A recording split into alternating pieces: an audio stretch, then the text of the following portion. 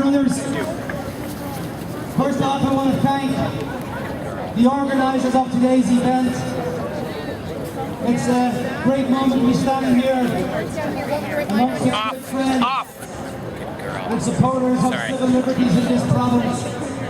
But it's also so wonderful to be standing here exactly 1 year later after having the greatest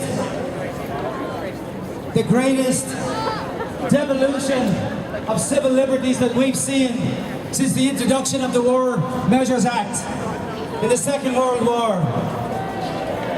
I'm particularly proud to be standing here because the Ontario Federation of Labour, along with the CLC and Amnesty International, Canadian Federation of Students, Council of Canadians, we all got together a year ago and mobilised a massive demonstration in this province, and we started right here in this lawn. But prior to that demonstration, we'd been working with the police to make sure that we did have, as somebody said earlier on, a family-friendly protest. We urged families to take their children and friends and whomever down to demonstrate, to send a signal to the international guests at G20 that we were not going to accept this austerity plan being introduced by the Harper government and his attempt to sell that nonsense across the globe. And indeed, they've been somewhat successful when you take a look at what's happening in France, what's happening in Greece, what's happened in Ireland, and you take a look at the austerity programme and the suffering it's causing average citizens in those communities. That's what we were out to protest. And we were led to believe that Queen's Park was going to be a designated protest area.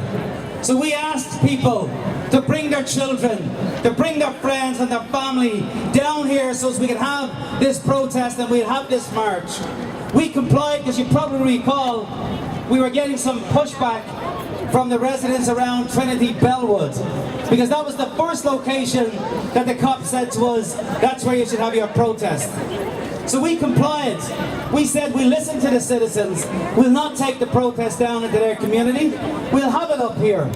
So we were led to believe that this was going to be a safe space for family and friends and protesters and trade unionists and environmentalists and senior citizens and teacher unions and auto workers. We thought we'd be safe up here. And now a year later, I want to know who's responsible for making the decision to send the cops to Queen's Park, to beat the crap out of citizens, to beat them to a pulp, to break their limbs. I want to know who's responsible for that. And we need to have a full-blown public inquiry if we're to find out who's responsible for that mayhem, that act of violence against ordinary citizens. And we've listened for a year now. We've listened to the charade. We've listened to the code of silence, the blue thin line, closing their ranks around the cops, whether it be those on the front lines who perpetuated the violence.